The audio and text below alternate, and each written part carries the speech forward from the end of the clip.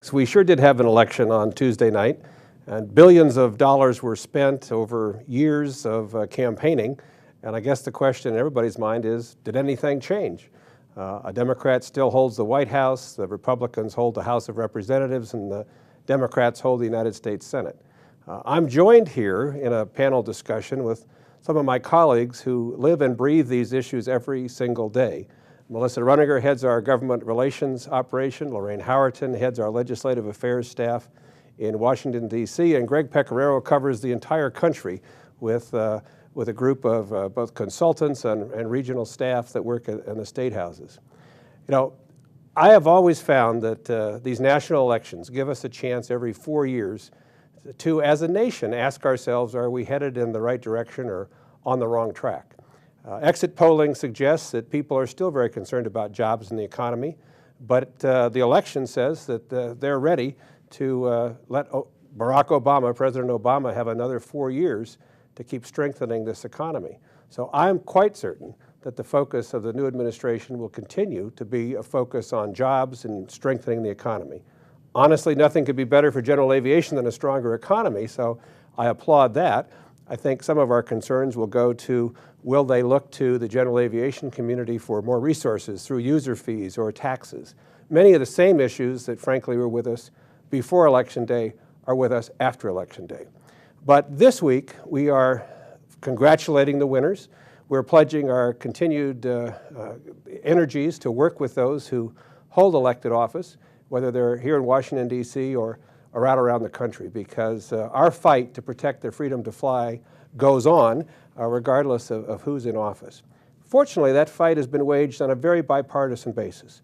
We've built strong support in the states, strong support in Washington by working with Republicans and Democrats, and that will also continue. What I'd like to do is turn first to Melissa Runninger, who has been involved with the FAA and these issues for a good number of years at AOPA. Maybe one of the good things to come out of this is we might get a confirmed FAA administrator, which would be a good thing. But what else are you thinking of or looking at on a national level? Well, absolutely, Craig. The fact that we may get Huerta confirmed is a real plus. He's been a really a good administrator for us, so that's definitely a plus. On the negative side, it likely means user fees are still on the table and in play, which is something we care very, very deeply about. As far as the election and who won and who lost, we here were concerned a little bit less with who won or lost and more concerned with what was going to happen next in terms of the deep fiscal implications of the sequestration and some of the impacts that may happen to the FAA budget if there are significant budget cuts made. Of course, the FAA budget's about $16 billion. Mm-hmm. It's where the funding comes from airports. It's where the funding comes to modernize our air traffic control system. It's where the funding comes to look at avgas and things like that. Actually, the administration has been pretty supportive in all of those areas so far. The administration, they've been very supportive. For example, the administration has fully funded NextGen. They've also fully funded AIP and have supported AIP, the current structure of the AIP to fund general aviation airports. So there are some pluses with this administration in terms of how they approach general aviation.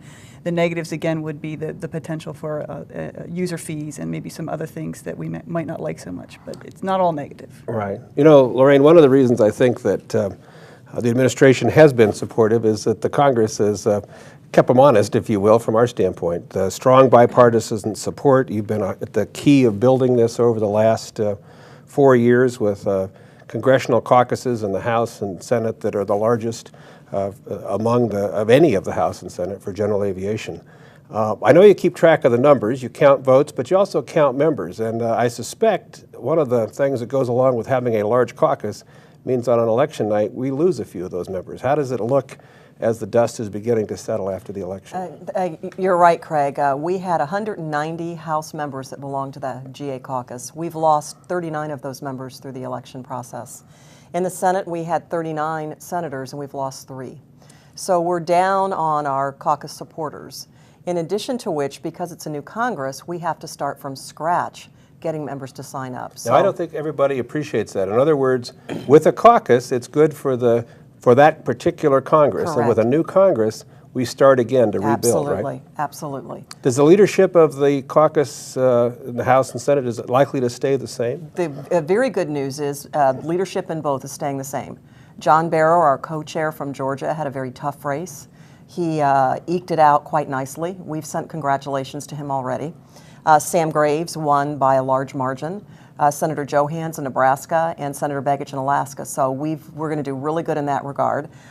We've already got commitments from some members that they were going to rejoin the caucus. So we're starting from a good advantage in that standpoint. The other thing that's interesting is you may recall we had quite a few members sign a letter opposing user fees. Right. And out of the members that we had signing this letter, we've lost 44 of those.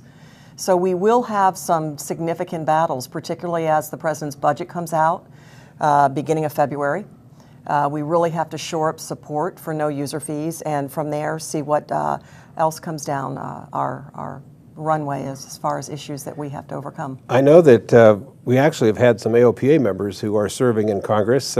We lost a few of those, didn't we? But did we pick up one or two? We lost 6 AOPA members in Congress, and that's pretty significant. 2 of them were retirement, so we knew about them, but the other 4 were not.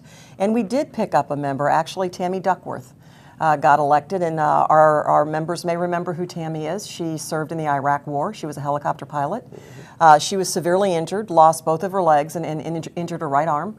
Came back and started flying some GA aircraft, and we're real pleased that she'll be representing her district in Congress, and hopefully she'll be a viable force for us on general aviation issues as well. Yeah. You know, Greg, so much of the national media attention goes to the top of the ticket, but there are races all across the country at the state and local level as well. What happened out there, and how might that affect us? Well, Craig, you're absolutely right. There were over 6,000 legislative seats at the state level on ballots across the country, and about a dozen governorships. A lot more churn there, but at the end of the day, probably, and when the dust settled, not so much difference either. The Republicans picked up one more governorship, but they lost a few state legislative chambers. About a dozen of them switched hands during the course of this election. What that does for us, though, is create a lot of opportunity for us, because you'll recall that 2 years ago, when we wanted to go to Maine to fix that tax issue, we were able to do it because the legislature had changed hands and the new leadership wanted something that they could do, and we brought them a piece of legislation that they could move on quickly that had a lot of support amongst its members. We always look for those kind of opportunities during a time of change, because new leadership always wants to have something that they can move forward with. So we're already looking at our opportunities for the next legislative sessions. You know, you and your colleagues have been so incredibly successful at blocking efforts to increase the tax burden on general aviation aircraft, even rolling that burden back in one case. Are the states a little better off fiscally? Do you think that push is going to reappear next year? States are getting better fiscally, and of course we'll have to see what happens with some of the challenges to the federal budget and how that affects what's going on in the states. But one thing that we're seeing very much in the states is the realization that good aviation policy creates aviation jobs, and jobs are still at the top of mind for any policymaker anywhere in the country. So we've been able to tell the story of why aviation helps contribute to the economy, and that really has helped drive a lot of these legislative successes we've had. Let's talk we've just got a couple minutes left, but Congress is going to come back for a lame duck session. The catchword around Washington, D.C. is sequestration. Congress said if we made something really as bad as it possibly could be, it'd force us to take action before the election. Well, it didn't quite do the trick. Now they've got sequestration and possible budget slashing, if you will, either this year or early next year.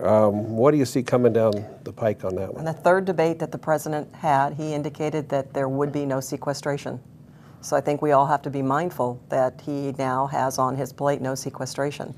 I don't think there's anybody in Congress that wants to see sequestration come forward. However, I don't see a great deal of change in the attitudes between Republicans and Democrats in Congress as far as working together. It's too soon.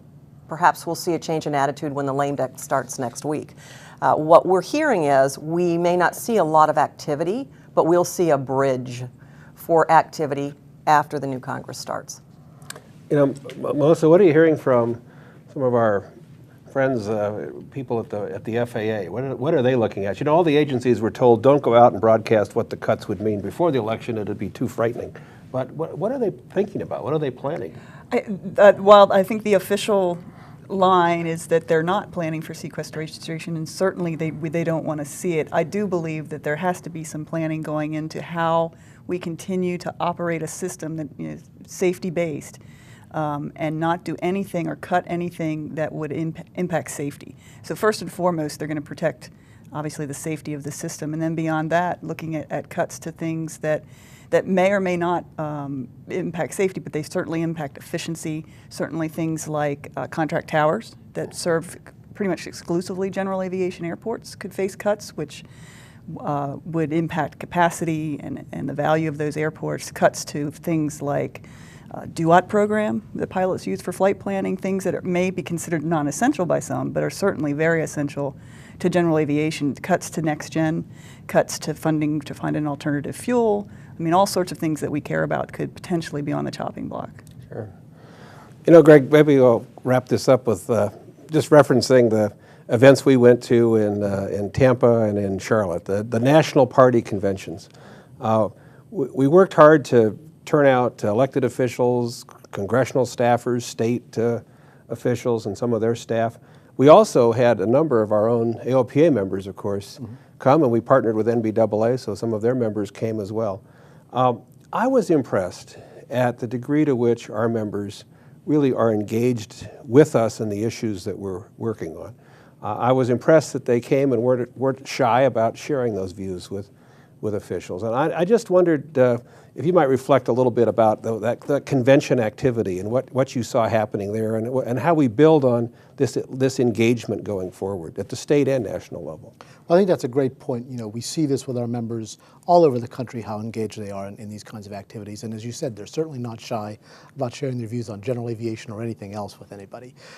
One of the terrific things about our government affairs program at the state and at the federal level is that we have these members to call on when we need them to help reinforce the strength that our own team brings to our legislative activities. And the strength of being able to say we represent 400,000 people who care about these issues is tremendously powerful, whatever office you're walking into, on Capitol Hill, in a state house, in a governor's office, anywhere.